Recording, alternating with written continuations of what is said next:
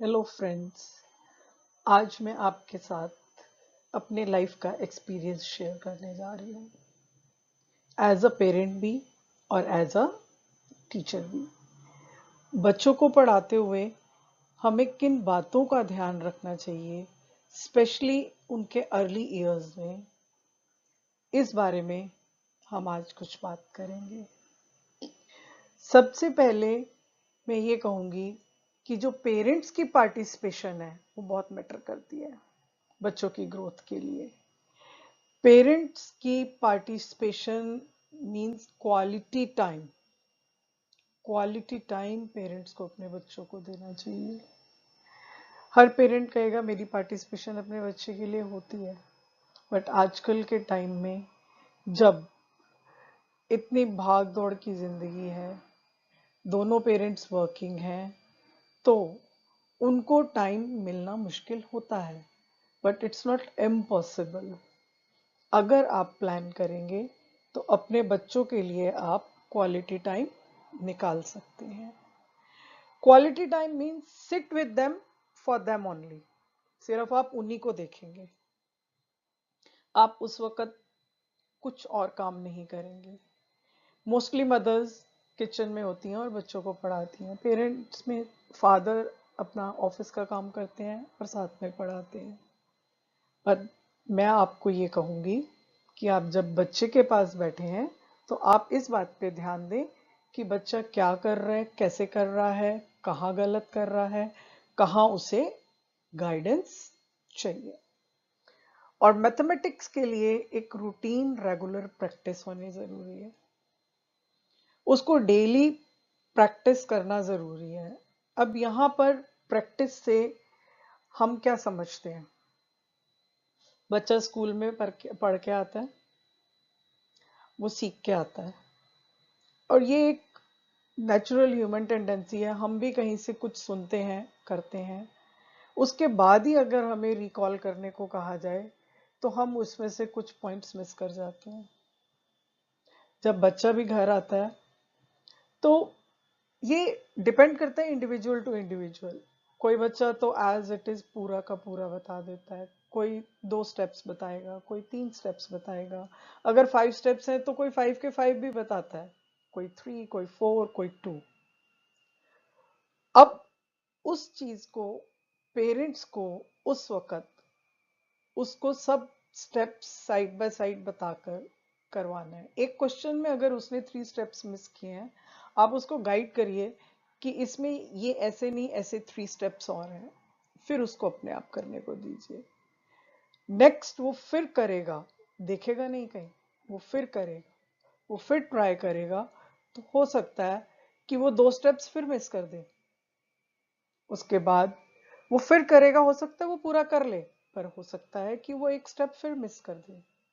At the end जब वो सारे स्टेप्स बिना देखे खुद करने लग जाता है, तो उसके बाद भी आप उसे 4-5 टाइम्स एटलीस्ट उस क्वेश्चन को अपने आप करने दीजिए, जिससे कि उसके माइंड में सारे स्टेप्स जो हैं वो क्लियर हो जाएं और सेट हो जाए, मेथड उसको आ जाए।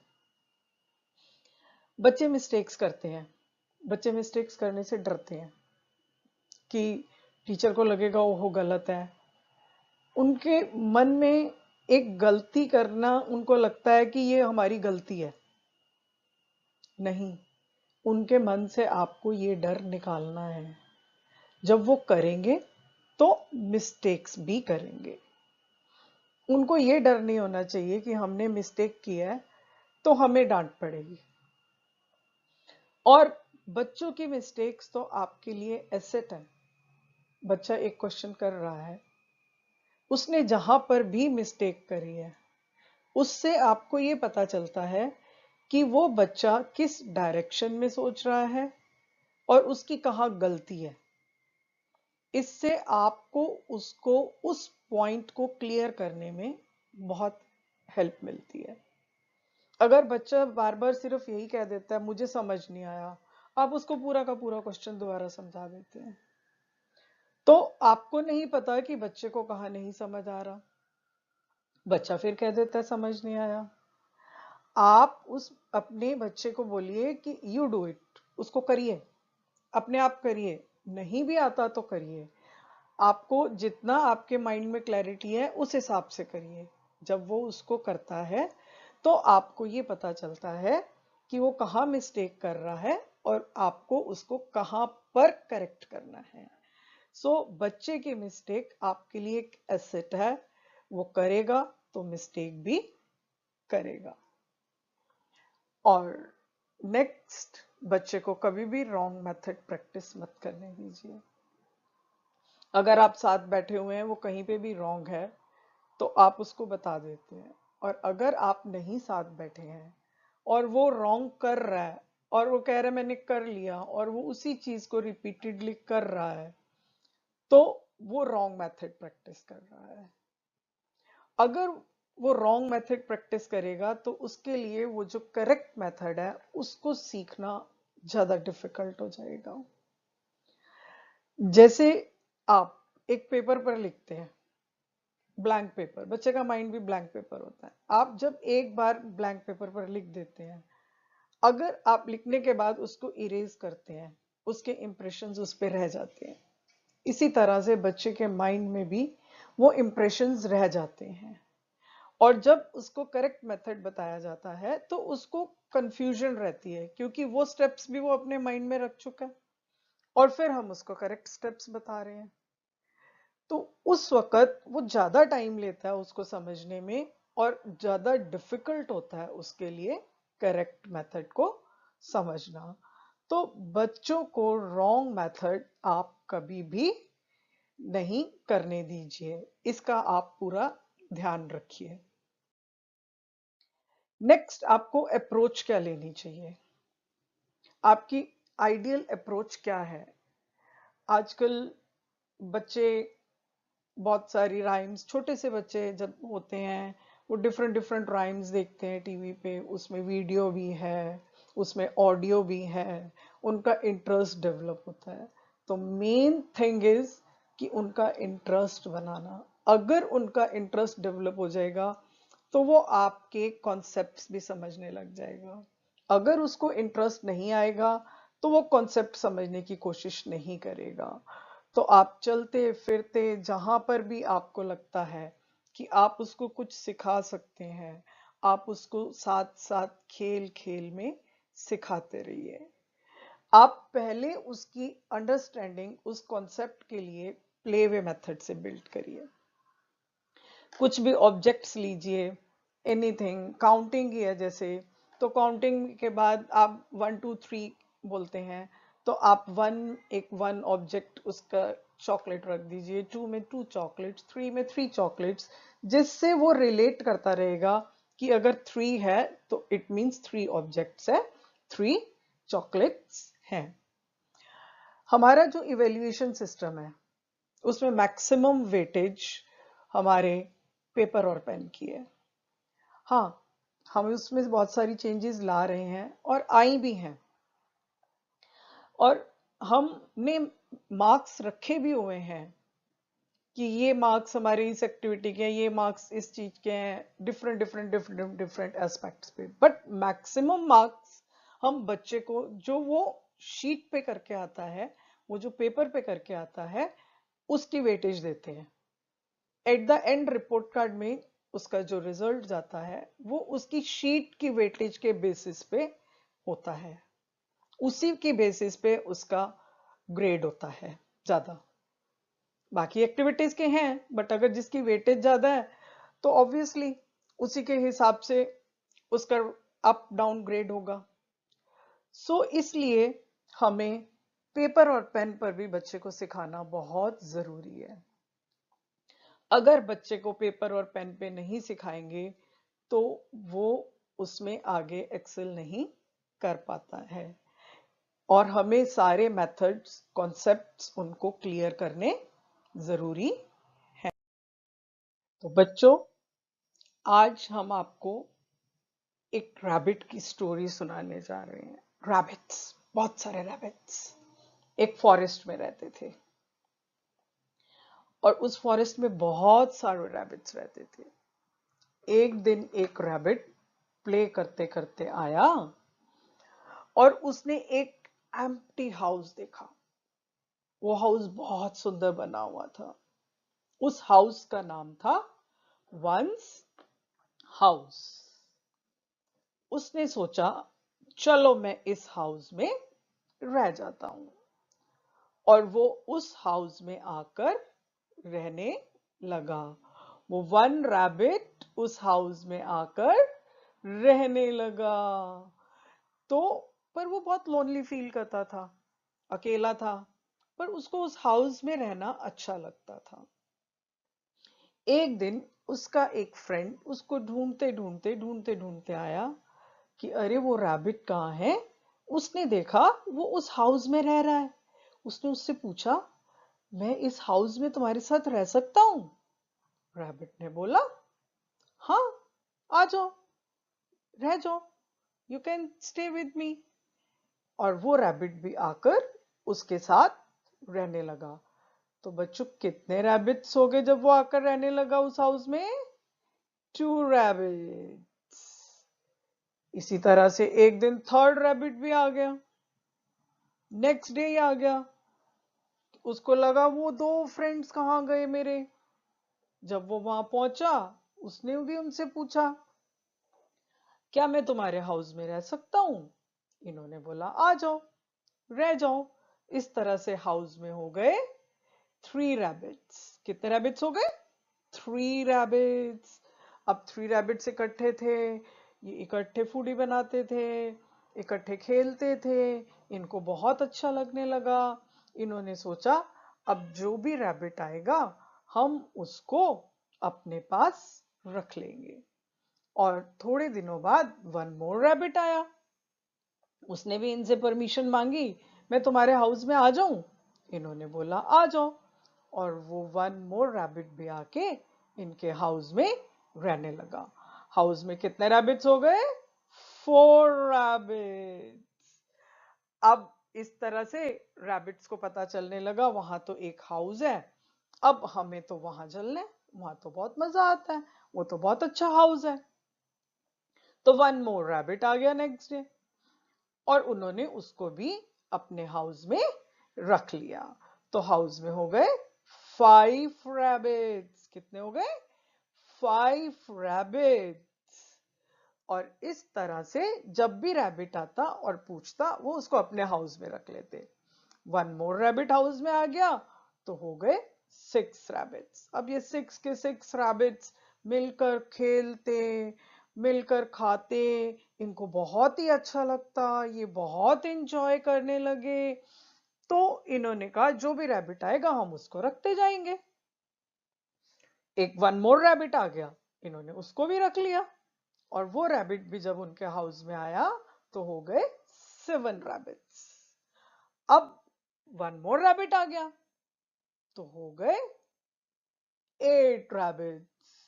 अब 1 मोर रैबिट आया तो हो गए 9 रैबिट्स। बट अब इनके हाउस में स्पेस खत्म हो गई। अब जैसे ही स्पेस खत्म हुई, इनका मन तो था कि बहुत सारे रैबिट्स जो हैं वो आए और हमारे साथ रहें। अब जैसे ही स्पेस खत्म हुई तो ये सोचा, अब हम क्या करें? तो इन्होंने सोचा कि हम एक और हाउस बना लेते हैं। और वो हाउस इन्होंने अपने हाउस के लेफ्ट साइड में बनाया, और उस हाउस का नाम रखा टेंस हाउस। हाउस किस साइड पे बनाया? लेफ्ट साइड पे। और उस हाउस का क्या नाम रखा? Tens house.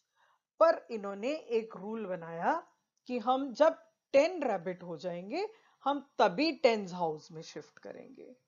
और वो जब 10 रैबिट हो गए तो वो सब मिलकर टेंस हाउस में शिफ्ट हो गए। एक ग्रुप बनाया उन्होंने, और अपना उनका एक ग्रुप मींस 1 ग्रुप इकट्ठा टेंस हाउस में शिफ्ट हुआ। तो 10 के 10 रैबिट्स देखो टेंस हाउस में शिफ्ट हो गए। 10 के 10 रैबिट्स 10 हाउस में एक ग्रुप बनाकर शिफ्ट हो गए। हमारे पहले हाउस का नाम था वंस हाउस, और हमारे दूसरे हाउस का नाम टेंस हाउस। तो टेंस हाउस में हमारा वन ग्रुप और वंस हाउस हो गया एम्प्टी। वंस हाउस क्या हुआ? एम्प्टी हो गया। अब वंस हाउस में तो और रैबिट आ सकते थे, बट टेंस हाउस में वो रैबिट्स तभी जा सकते थे जब उनका पूरा वन एक ग्रुप बन जाएगा। तो दोबारा से वंस हाउस में रैबिट आने लगे, वन मोर रैबिट आ गया। देखो देखो, वन हाउस में वन मोर रैबिट आ गया। अब वन रैबिट वंस हाउस में और 10 रैबिट्स टेंस हाउस में, हो गए 11 रैबिट्स। कितने रैबिट्स? 11 रैबिट्स। अब जो वन हाउस का रैबिट था, अब वो वेट करने लगा, वन मोर रैबिट आए, मैं अभी टेंस हाउस में तो जा नहीं सकता, मुझे कोई खेलने के लिए अपने साथ चाहिए। तो जैसे ही वन मोर रैबिट आया, उसने उसको बोला, आ जाओ आ जाओ, हम इकट्ठे प्ले करेंगे। अब देखो, वन हाउस में वन मोर रैबिट आ गया, तो हो गए 12 रैबिट्स। 10 रैबिट्स का एक ग्रुप टेंस हाउस में और 2 रैबिट्स वंस हाउस में।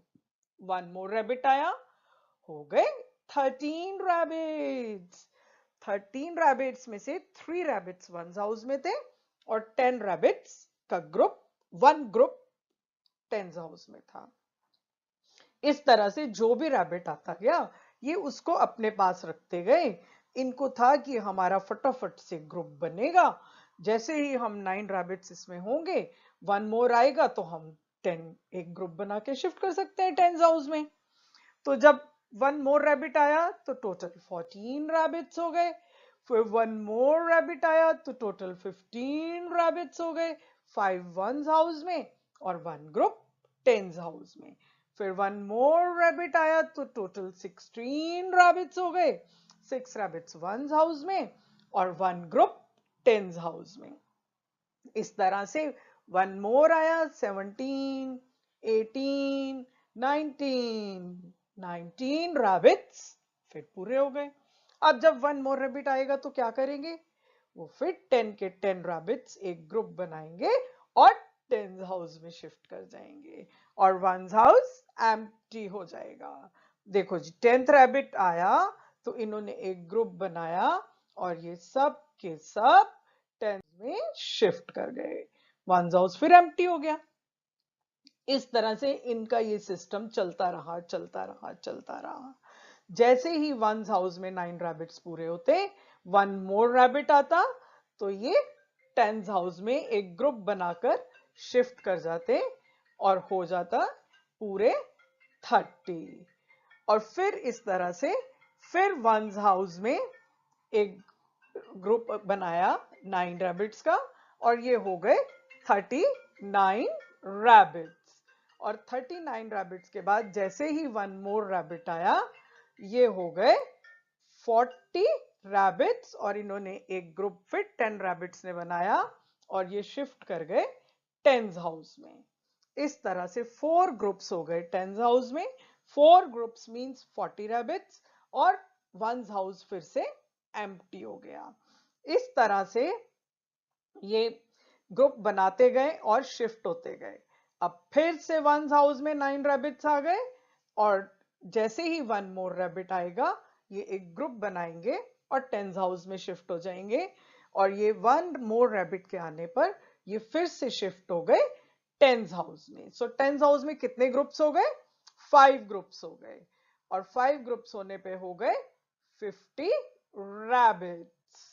अब फिर से जैसे ही वन हाउस में 9 पूरे हुए, ये वन और का वेट करने लगे और इन्होंने वन ग्रुप बनाया और ये फिर टेंस हाउस में शिफ्ट हो गए और टेंस हाउस में हो गए फिर से 6 ग्रुप्स 60 रैबिट्स। कितने हो गए? 6 ग्रुप 60 रैबिट्स, वन हाउस फिर से एम्प्टी हो गया और नेक्स्ट फिर से वन हाउस में 9 रैबिट्स जैसे ही पूरे हुए और फिर हो गए 69। अब फिर इनकी टर्न आ गई टेंस हाउस में जाने के लिए।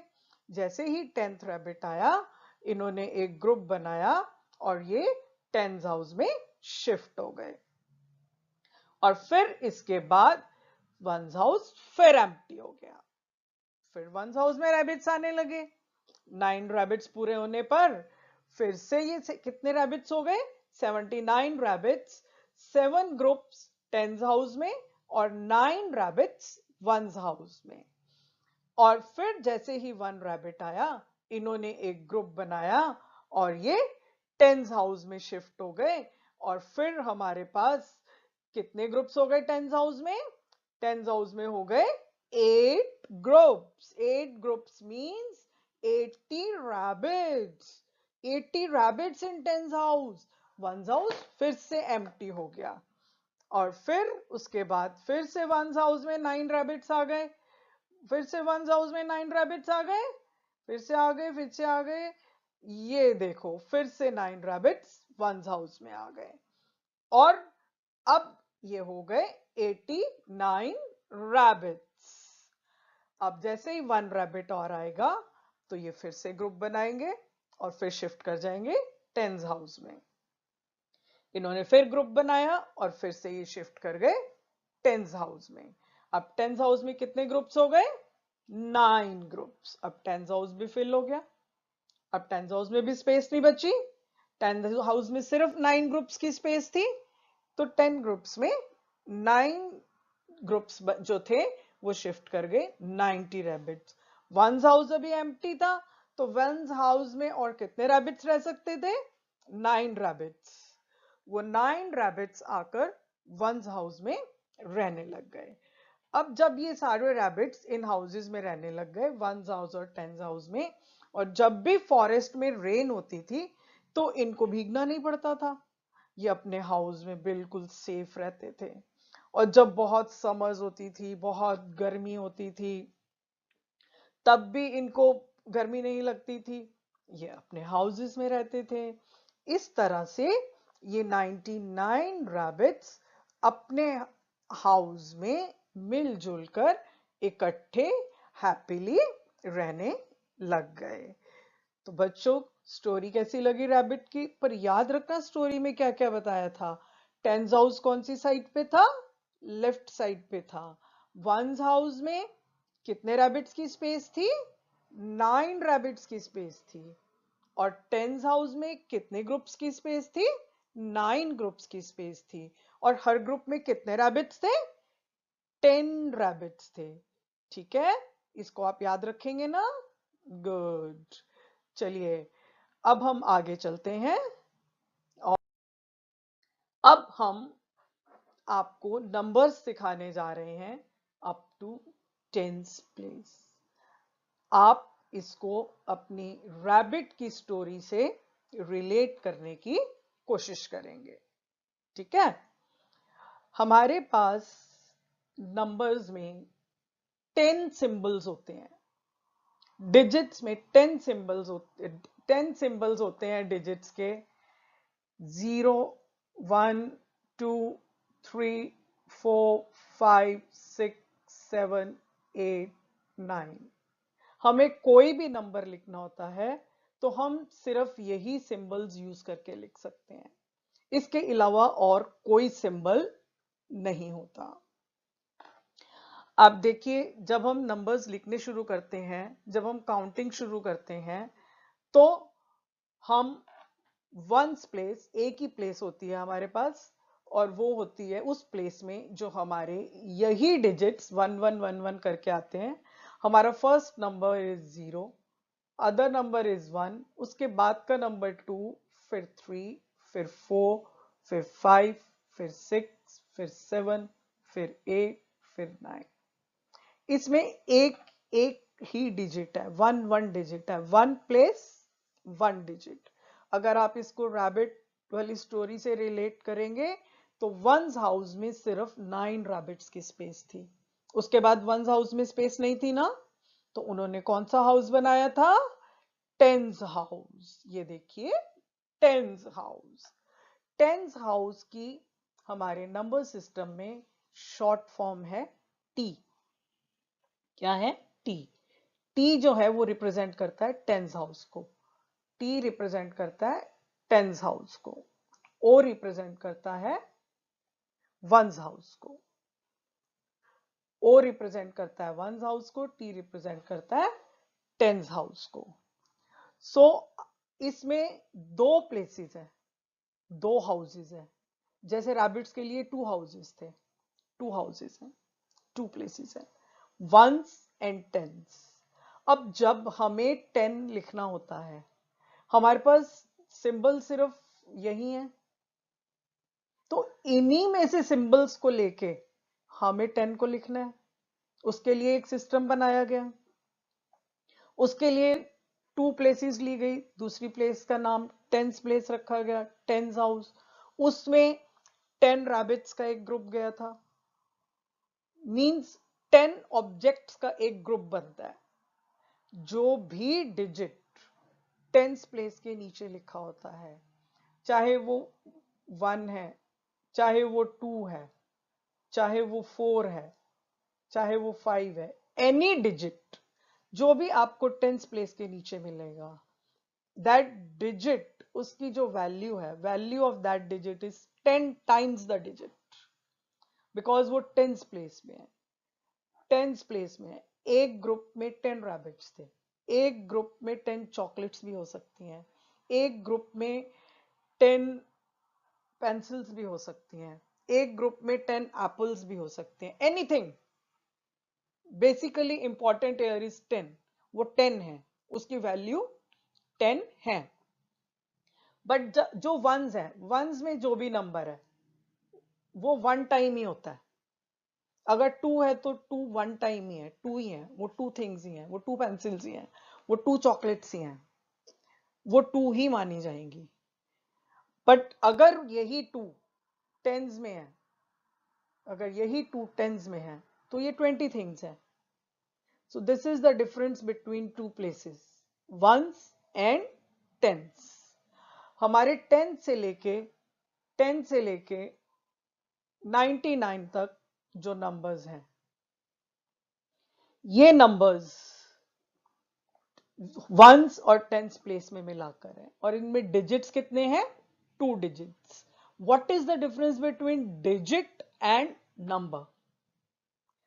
ये पूरा का पूरा एक नंबर कहलाता है। 91 इज अ नंबर। अगर आप 91 लेंगे तो 91 को आप नंबर कहेंगे, 91 को क्या कहेंगे? नंबर कहेंगे।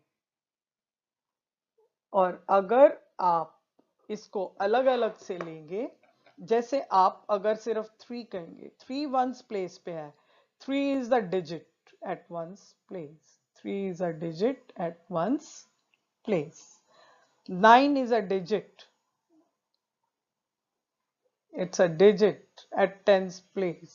So अगर आपसे पूछा जाए कि 95 में कितने डिजिट्स हैं, 95 में 2 डिजिट्स हैं, 5 जो है वो वंस प्लेस पे है, और 9 जो है वो टेंस प्लेस पे है।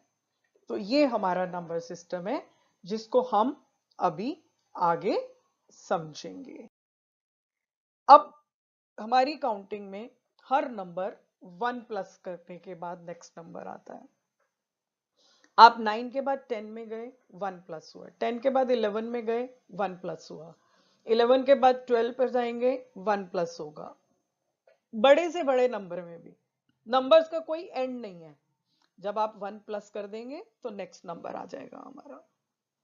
अब जो नेक्स्ट नंबर आएगा उसको हमने एक नाम दिया,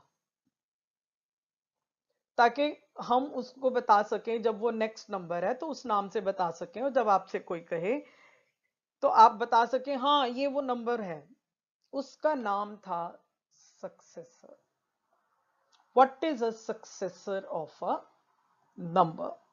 Successor of a number will always be number plus 1. Will always be number plus 1. जब आप नंबर में 1 प्लस करेंगे, आपके पास क्वेश्चंस आएंगे कि आप सक्सेसर बताइए नंबर का, और आप 1 प्लस करेंगे तो जो नंबर आएगा वो उस नंबर का सक्सेसर होगा। जैसे देखिए, for example, successor for number 10 will be 11।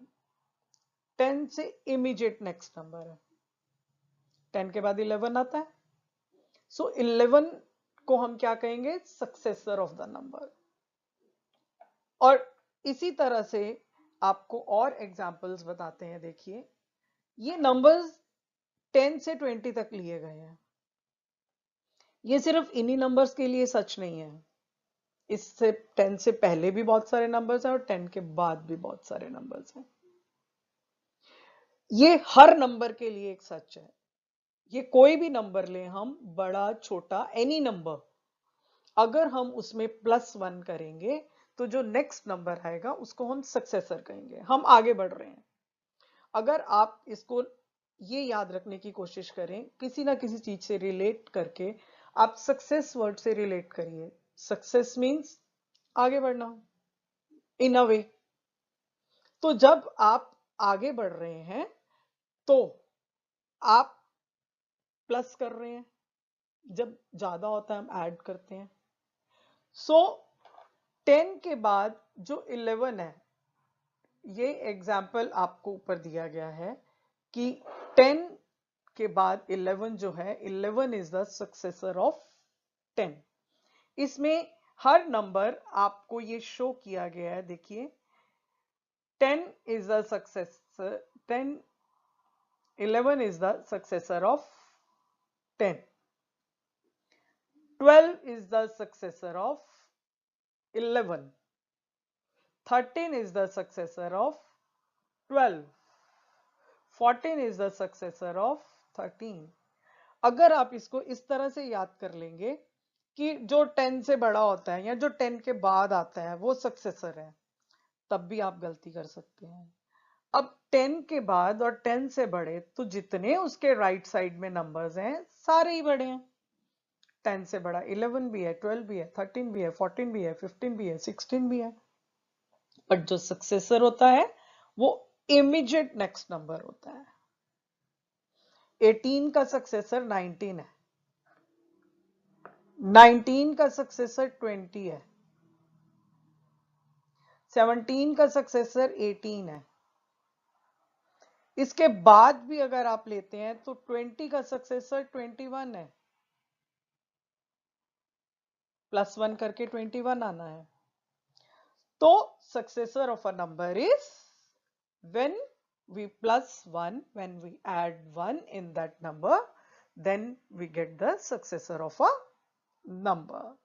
Now next, what about the predecessor? जब हम नंबर में से एक कम कर देते हैं, माइनस कर देते हैं, इमीडिएटली पीछे चले जाते हैं, हम आपको बैकवर्ड काउंटिंग सिखाते हैं, तो उस नंबर को हमने नाम दिया प्रीडेसेसर। अगर आप इसका नाम याद रखना चाहेंगे, प्री पहले, उससे पहले वाला नंबर। अगर हम नंबर में से -1 करते हैं तो उसको हम कहते हैं उसका प्रीडेसेसर। अब 68 का प्रीडेसेसर क्या है? 67। 68 का प्रीडेसेसर है 67। 67 68 से पहले आता है। 67 68 से पहले आता है। पहले का मतलब 67 लेफ्ट साइड पे आता है 68 के। 68 के लेफ्ट साइड पर बहुत सारे नंबर्स हैं, 67, 66, 65, 64। बट इनमें से प्रीडेसेसर कौन सा है?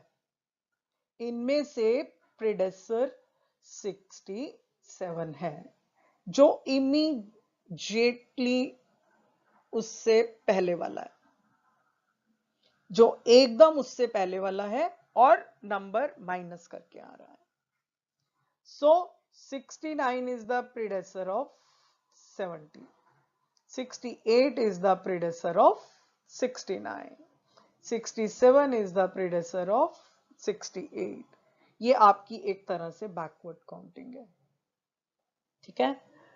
तो 66 is the predecessor of 67. इस तरह से 65 is the predecessor of 66 and 64 is the predecessor of 65. अगर मैं सीक्वेंस में ना चल के, मैंने ये नंबर सीक्वेंस में लिए हुए, अगर हम सीक्वेंस में ना चल के किसी भी नंबर पे जंप करते हैं, मैं 63 पे आ जाती हूँ, तो 63 का प्रेडेसर क्या है? 62। 63 का प्रेडेसर क्या है? 62। Now let's see the number smaller and bigger. Number को अगर हमने देखना होता है कि छोटा है या बड़ा है, तो हम उसको कैसे देखेंगे? सिंपल, हमारी काउंटिंग कहां से स्टार्ट होती है? जीरो से। तो let's start counting from zero.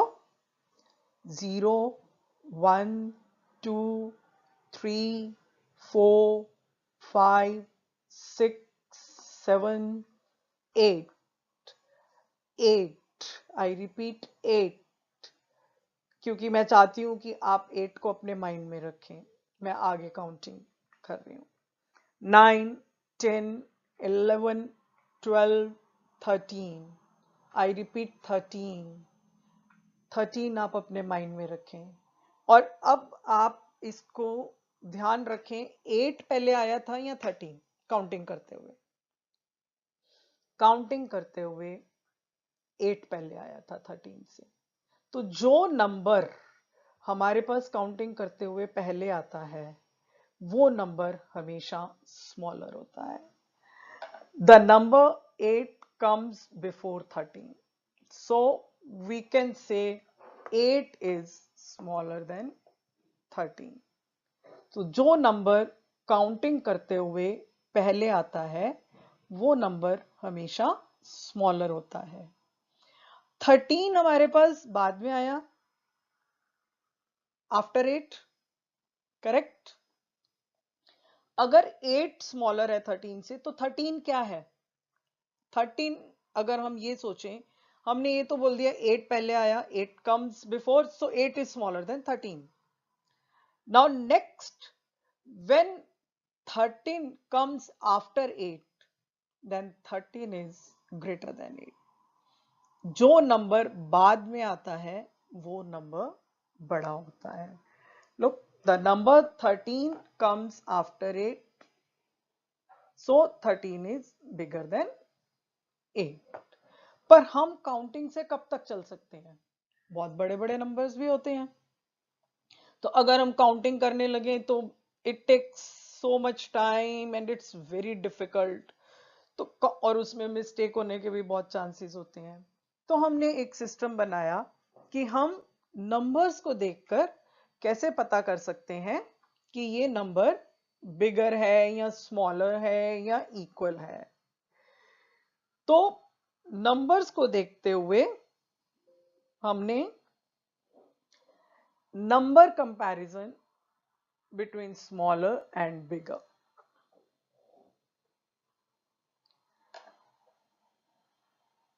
13, 12, अगर हम इन स्टेप्स को देखें, 11, 10, 12 is smaller than 13, 11 is smaller than 12, 10 is smaller than 11, 9 is smaller than 10, 8 is smaller than 9, 7 is smaller than 8, 6 is smaller than 7, 5 is smaller than 6, 4 is smaller than 5, 3 is smaller than 4, 2 is smaller than 3, and 1 is smaller than 2. And you see here is 0. 0 means nothing. जब हमें कोई चीज, हमारे पास कुछ भी नहीं होता और उसको नंबर्स में रिप्रेजेंट करना होता है, तो हम 0 का यूज करते हैं। बट 0 का हर जगह पर, नंबर्स में कई जगह पर होना, इट डजेंट मीन कि वो हर जगह पर 0 ही रिप्रेजेंट कर रहा है। जब 0 एक्सट्रीम लेफ्ट पे होता है और उसके लेफ्ट पे कोई डिजिट नहीं होता, तब वो, उसकी वैल्यू 0 होती है, वो 0 को रिप्रेजेंट करता है। अगर आप इसमें भी देखेंगे, 8 पहले आया था, सो 8 इज स्मॉलर देन 13। और अगर आप देखेंगे next slide, 13 is bigger than 8, so 13 is bigger than 8। तो बच्चों, अब आगे हम अपने सिस्टम पर चलते हैं कि हमारा वो सिस्टम क्या है। Now we have to identify bigger and smaller number.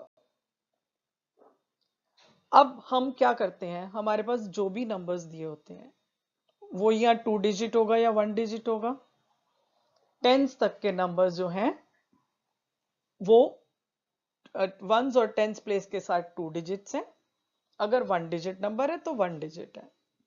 ठीक है, तो हम क्या करते हैं, जो भी नंबर हमारे पास होता है हम उसमें काउंट करते हैं किसमें ज्यादा डिजिट्स हैं। जिस नंबर में मैक्सिमम डिजिट्स होते हैं, number having maximum digits is bigger and number having fewer digit is smaller. Maximum digits, maximum means जिसमें ज्यादा डिजिट्स हैं। अगर वो 2 नंबर्स हमारे पास हैं, देखिए for example given numbers, okay, given numbers are 43 and 8, okay. 43 में कितने डिजिट्स हैं? 43 में 2 डिजिट्स हैं, 3 और 4 2 डिजिट्स कहलाते हैं। अगर हम इसको नंबर पढ़ेंगे तो ये जो नंबर है ये है 43। इसमें एक ही डिजिट है, दैट इज 8। तो ये हमें बताता है, ये डिजिट, इसमें 1 डिजिट है और इसमें 2 डिजिट्स हैं। अब डिजिट्स किस में ज्यादा है? डिजिट्स 43 में ज्यादा है। 8 में 1 डिजिट है, 43 में 2 डिजिट्स है, डिजिट्स 43 में ज्यादा है। तो कौन सा नंबर बड़ा हुआ? तो हमारा नंबर बड़ा हुआ 43। हमारा नंबर बड़ा हुआ 43। देखो इसका हम सिंबल कैसे शो करते हैं। This is alligators mouth, alligators mouth. उसने अपना माउथ कहाँ खोला है? जब उसे बड़ी सी चीज खाने को मिल रही है, जहां बड़ी होगी वो मुंह अपना वहीं ओपन करेगा ना, अपना माउथ उधर ओपन करेगा ना। तो उसने अपना माउथ 43 की तरफ ओपन कर दिया। 43 इज बिगर देन इट, तो उसका माउथ ओपन हो गया and this symbol is greater then. इस सिंबल को हम कहते हैं ग्रेटर देन, और इसको हम रीड करते हैं 43 इज ग्रेटर देन 8। इसको हम कैसे रीड करते हैं? 43 is greater then 8। Now let's take another example. अब given number is 6 and here given number is 50. 6 में सिर्फ 1 डिजिट है और इसमें 2 डिजिट्स हैं। तो कौन सा छोटा है और कौन सा बड़ा है? 10 जो है वो सॉरी 6 जो है वो छोटा है और 50 जो है वो बड़ा है। 6 is smaller, 50 is bigger. Now how we will show this? How we will show this? Let's see.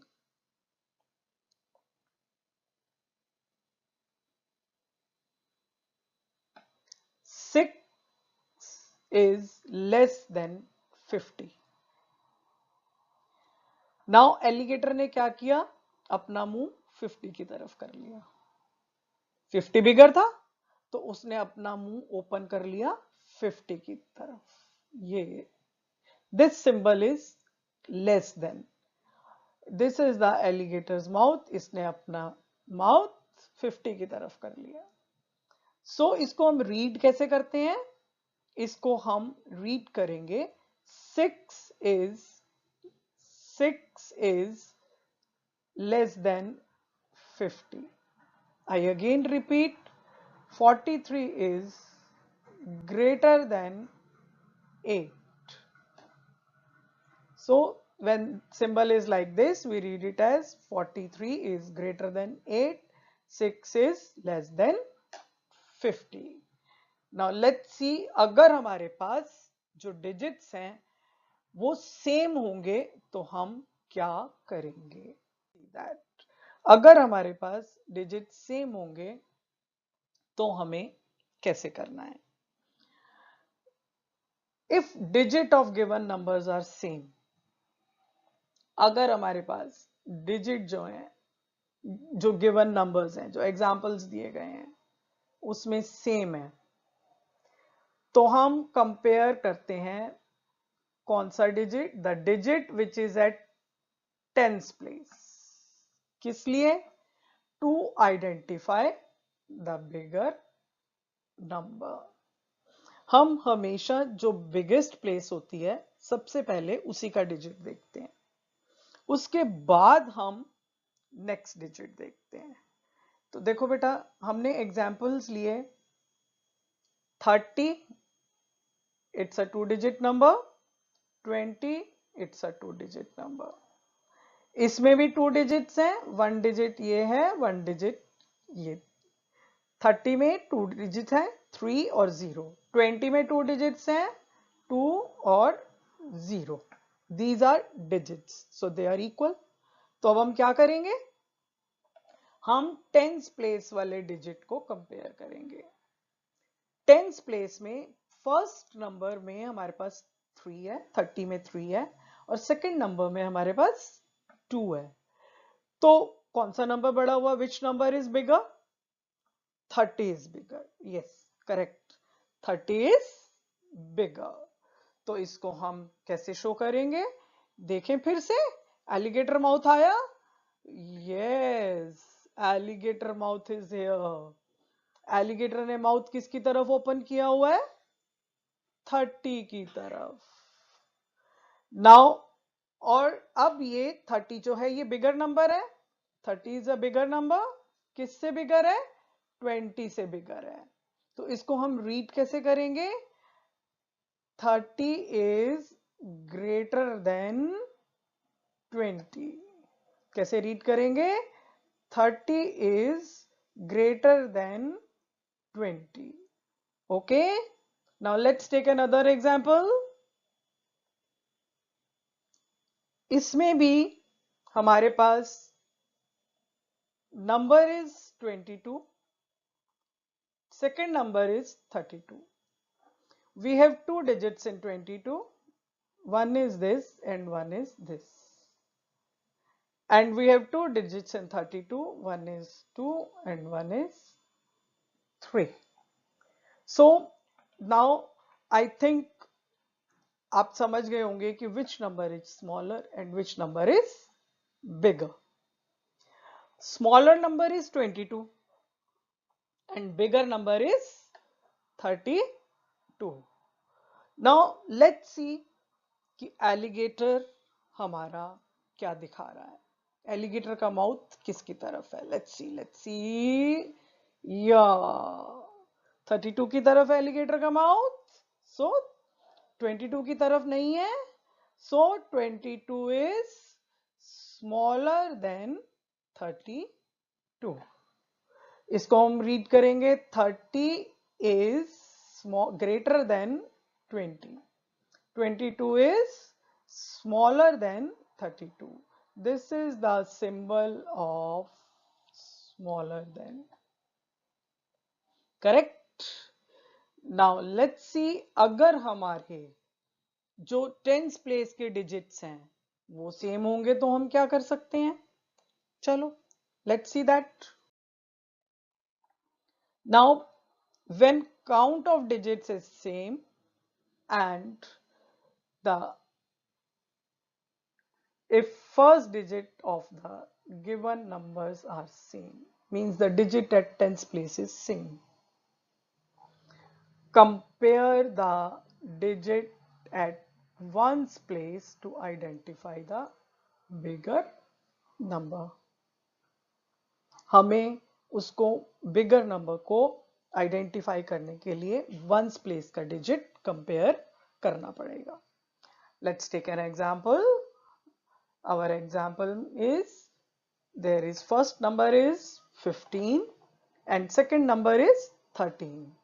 First number is 15 and second number is 13. Now you see the digit at tens place in both the numbers are 1. 15 में भी 1 है, 13 में भी 1 है.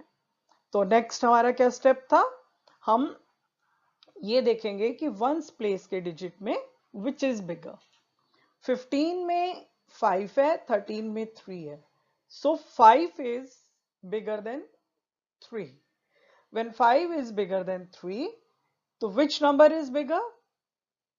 15 is bigger. Which number is bigger? 15 is bigger than 13. चलिए देखते हैं हमारा एलिगेटर हमें क्या बता रहा है. Let's see. Yes, 15 is bigger than 13. 15 is bigger than 13. Now let's take another example. We have two numbers. One is 82 and other is 86. 82, we read this number as 82 and we read this number as 86. In both the numbers at tens place is 8. 82 tens place 8, 86 tens place 8. Both the numbers have same number of digits, and then we compare the tens place. In tens place also we have same digit 8, 8, they are equal. So next we compare the ones place. In ones place, in 86 we have 6 and in 82 we have 2. Now you can say which number is smaller. 82 is smaller. 82 किससे छोटा है? 82 is smaller than 86. 82 किससे smaller है? 86 से. Now let's see हमारा alligator क्या कह रहा है.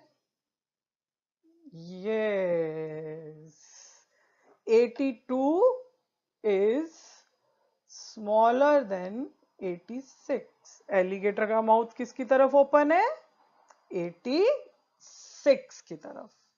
अब हमारे नंबर्स में हमने ये तो कंपेयर कर लिया, ग्रेटर, स्मॉलर, बट कई बार हमारे नंबर्स सेम भी होते हैं, तो हम कौन से सिंबल का यूज करते हैं. लेट्स, अगर हमारे नंबर्स सेम होंगे तो हम कौन से नंबर्स का यूज करेंगे. If given numbers looks the same, जिनकी सेम वैल्यू हो, it means that the numbers are equal. ये इक्वल टू साइन जो है, ये आपको कहां यूज करना होता है, आपको ये पता होना चाहिए. Equal two means the right side and left side is equal. Just जब आप तराजू हाथ में पकड़ते हैं तो चाहे उधर वेट होते हैं, दूसरी तरफ आपकी कोई वेजिटेबल होती है, but that is equal.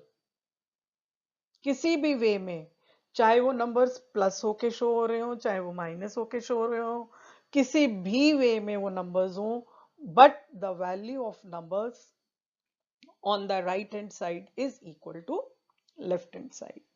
Equal to doesn't mean कि आपको कोई भी आंसर लिखना है तो आप इक्वल टू डाल के लिख दें. It doesn't mean that.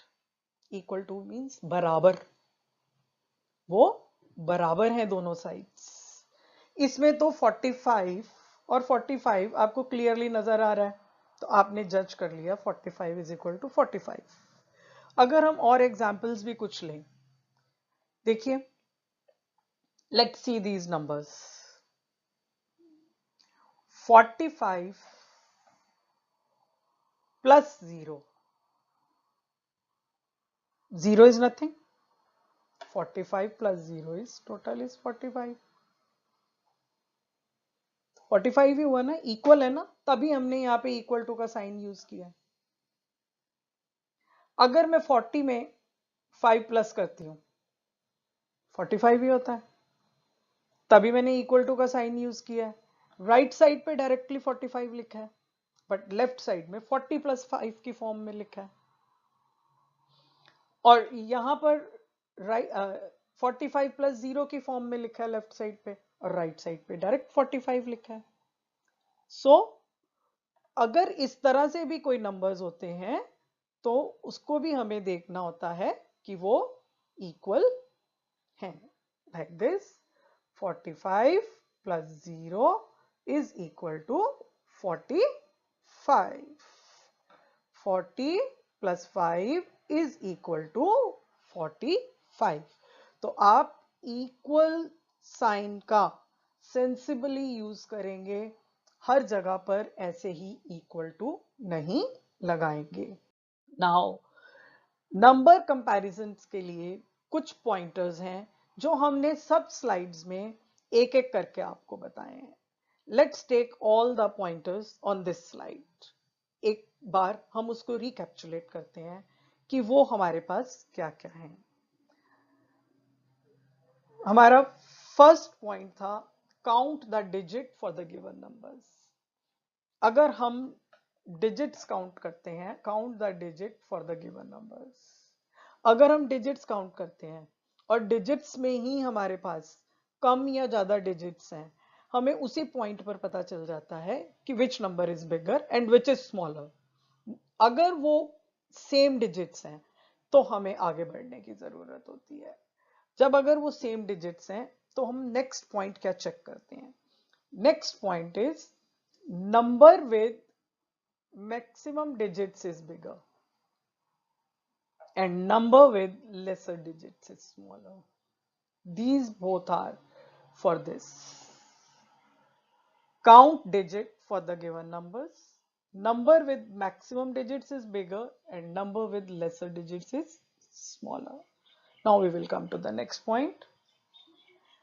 If count of digit in given numbers are same, अगर उसमें सेम काउंट के डिजिट्स होते हैं, फिर हम क्या करेंगे? फिर हम then we compare the digit which is at tens place.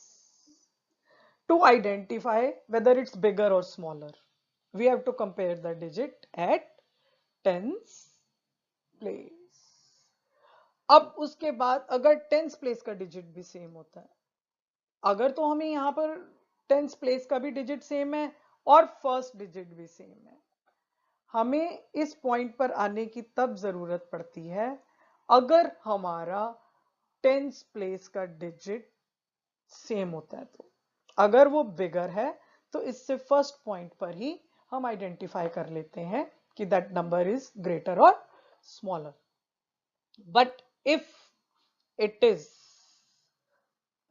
same, and then what we will do? Then we compare the digit which is at ones place to identify the bigger or smaller number. जब हमें ये पता चल जाता है कि ones place पे जिसमें स्मॉलर नंबर है वो नंबर स्मॉलर है और वंस प्लेस में जिसमें बिगर नंबर है वो नंबर बिगर है। अब इसके बाद हमारे जो नंबर सेम होते हैं उनमें हम क्या सिंबल यूज करते हैं? Equal to. और मैंने पहले भी आपसे कहा है कि इक्वल टू का यूज आप बहुत सेंसिबली करेंगे। हर जगह पर हम इक्वल टू यूज नहीं कर सकते।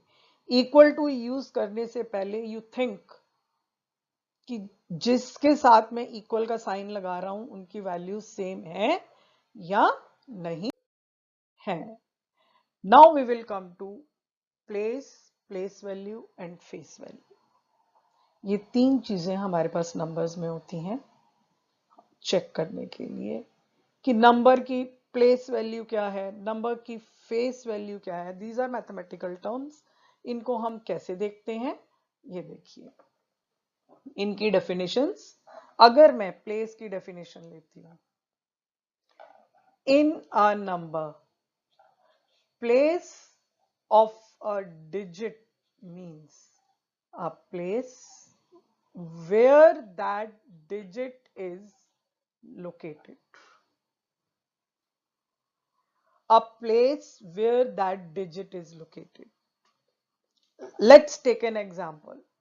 This is a number, okay? This at 4 is at our ones place and 2 is our tens place. Fine. So what is the place of 4. Where the 4 is located? It's at 1's place. And what is the place of 2? It's at 10's place. So when someone asks place, there is difference between place and place value. I am coming to place value also.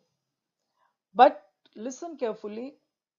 When someone asks place, not place value, place, the place where that digit is located, where that particular digit is situated.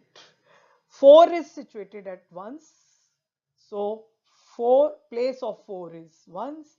2 is at tens, so place of 2 is tens. Now I am coming to place value. Place value is the value of the digit according to its place. Now, what is place value? Value of digit itself. Digit, not the place we are telling. They are at ones place and tens place. So 4 is at ones place.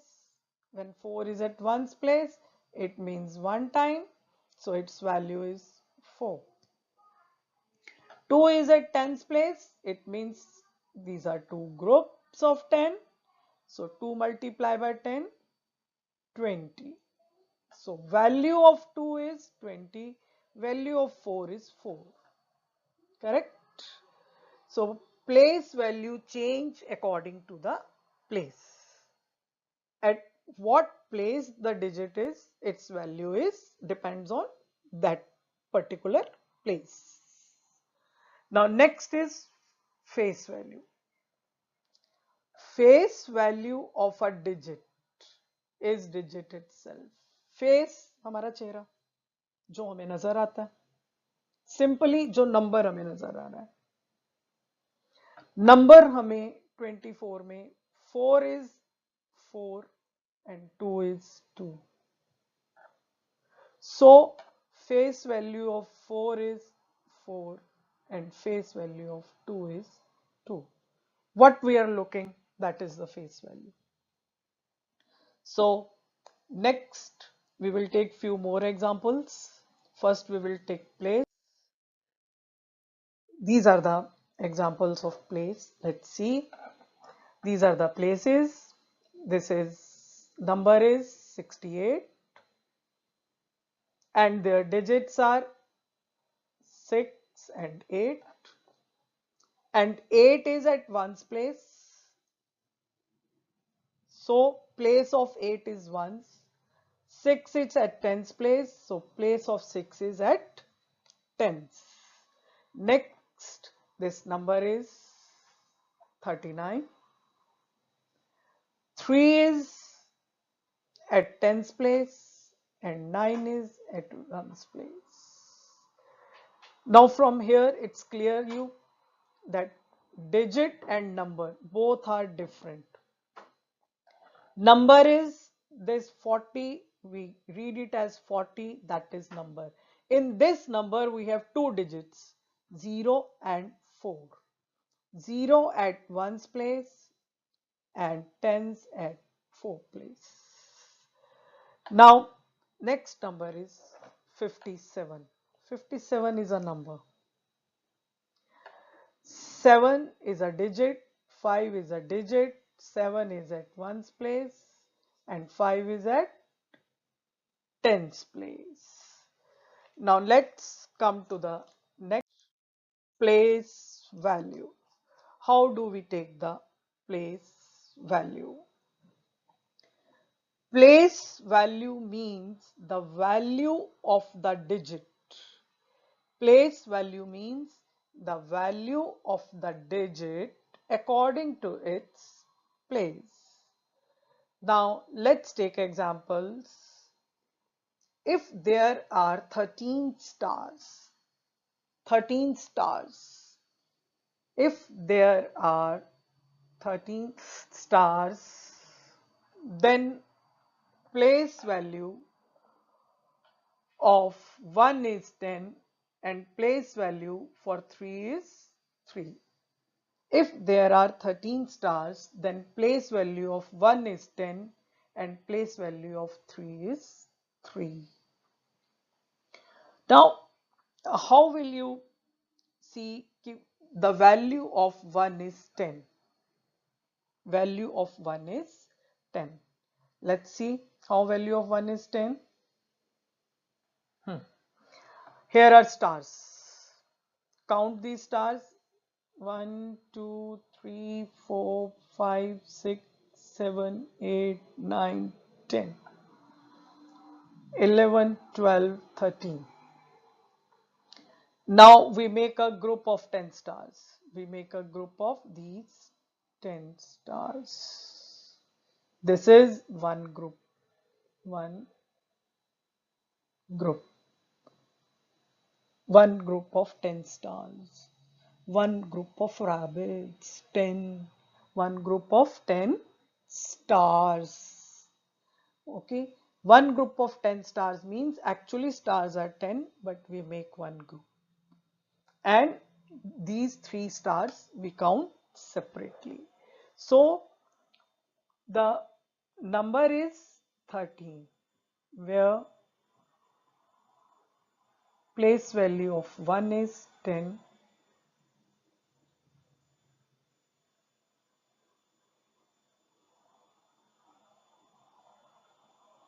and place value of 3 is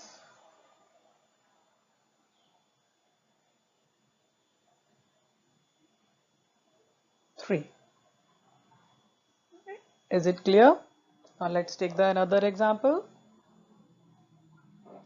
If there are 31 diamonds, how many diamonds? 31. Then place value of, if we are 31 diamonds, then place value of 3 is 30 and 1 is 1. Why? Because 1 is at 1's place and 3 is at 10's place. 3 is at 10's place, that's why place value of 3 is 30 and place value for 1 is 1. Now let's see how we can count. Look, these are 1, 2, 3, 4, 5, 6, 7, 8, 9, 10, 11, 12, 13, 14, 15, 16, 17, 18, 19, 20. 21, 22, 23, 24, 25, 26, 27, 28, 29, 30, 31 diamonds. Now we make the groups of 10 diamonds. We make the group of these 10 diamonds, and after that these 10 diamonds, and after that these 10 diamonds, and this one diamond left with us alone. So 3 groups of 10 is 3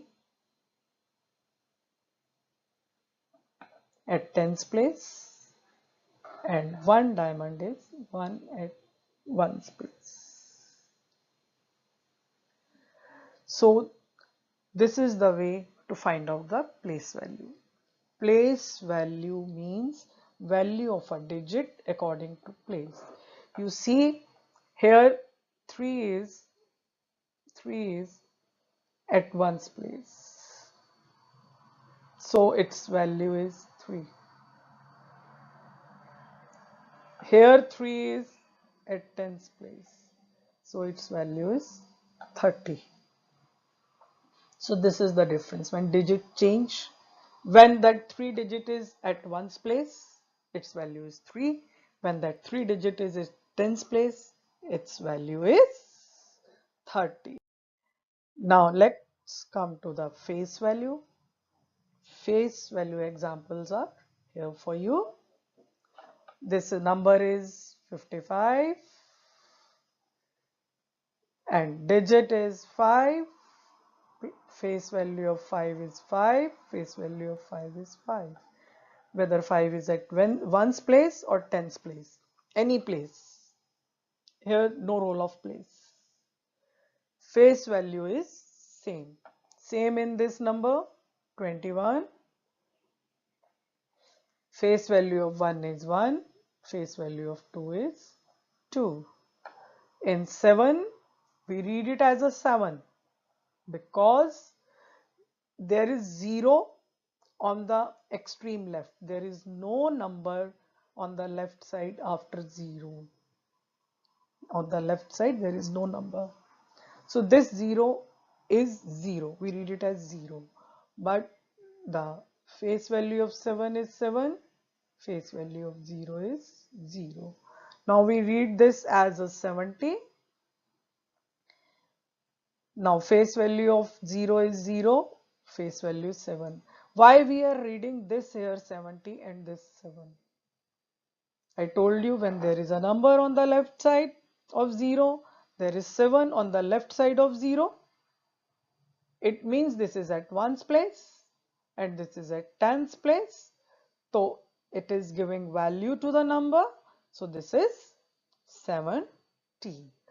Now let's take more examples of place value, face value and place. This is the comparison.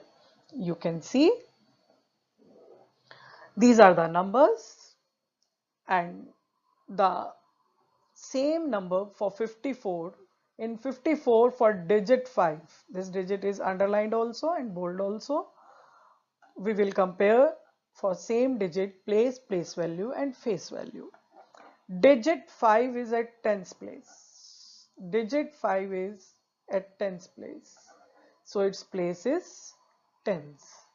Digit 5 is at tens place. So its place value is 50.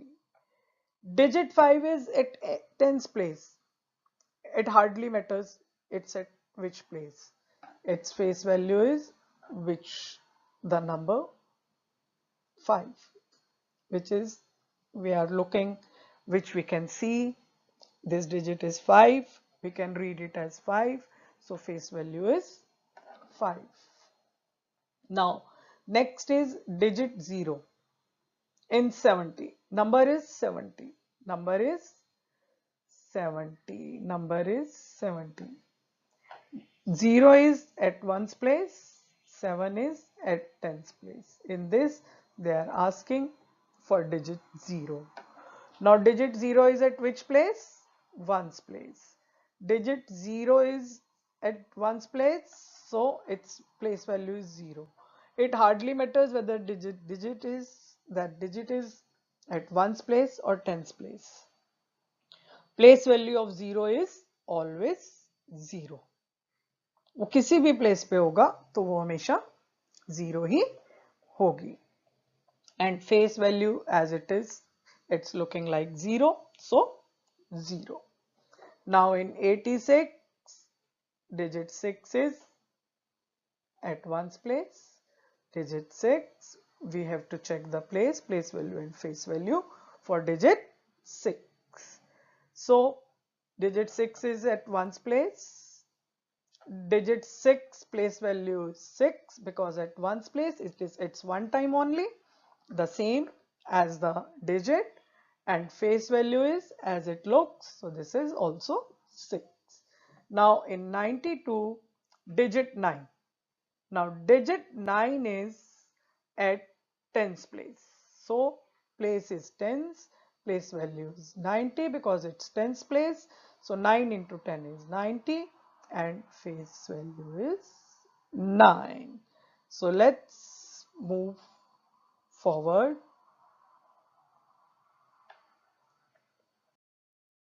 How to read and write the number. Read a number from the first digit, that is 10th side, and write as you read. Let's take an example. To write a number, write places on the numeral, that is on ones and tens, and tens is always on the left side of ones. As you know, tens is always on the left side of ones and our places starts from ones. First we will write ones and then we will move to the left, and that is on the left side is tens place. Then how we write the number name? Let's see how we read and how we write the number name. This is the example we have taken 54. In 54, 5 is at tens place and 4 is at ones place. We read this, we start reading the number from 10 side. 10 side is 5, it's at tens place, so it is 50. So we read it as 54. 4 is at ones place, 4. 54. But we read this number together 54. And while writing, we will write as we read. 54 will be written as 54. Its number name is 54. Let's take for examples. This number is 22. It has two places, ones and tens, two digits, 2 and 2 in both places digits are 2. So how we will read 22. Now this number is 26. We will read it as 2 is at tens place, so 26. This number is 8. Why we are reading this number as 8? Because at tens place is 0 and there is no other digit at left side of 0. So there is no value of 0. So we read it as 8. We have no digit at tens place, so we don't have any group of tens. Now this number is 30. 30. 3 is at tens place, means 3 groups 30. But at ones place is empty, is 0. So we read it as 30. Now let's come to the another expanded notation. What do you mean by expanded notation? Expanded notation for a number is numbers expanded form, which shows a place value of digits in an additional format. Means we expand the number. Actually, the number we are writing is the short form, standard form. Expanded form means we have to write the place values and show it in the addition format. Let's take few examples. This is the standard form of number, which we write it with places, ones, tens. This is 48. You see here we are using equal to because expanded notation is equal to standard notation. We write the place value of 4. 4 is at tens place, so we write 40. Place value of tens place digit and plus place value of ones place digit. At ones is 8, so it's 8 one times only. So this form is called the expanded form. Writing in the format of place values with place values of digits showing in the addition format. This number is 61. Normally we write the numbers like this only. This is 61. 61 is equal to, now place value of 6 is 60 and place value of 1 is 1. Now next number is 30. This is equal to, place value of 3 is 30 and place value of 0 is 0. This is the way we write the expanded notation. Now let's recap what we have done in this session. What we have done in this session is, look, there are two places in numbers, up to tens place. Next, tens place is always on the left side of ones place. In tens place, we can shift only in the group of 10. In tens place, we can shift only in the group of 10. Face value of a digit is digit itself.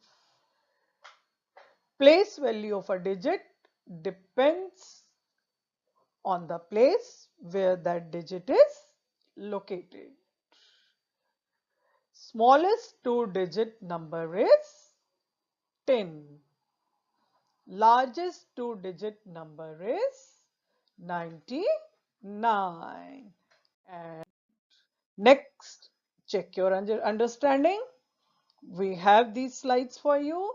You can check your understanding. And activity time also is there. You can do an activity, and we have given answers also for you to check your understanding at the end.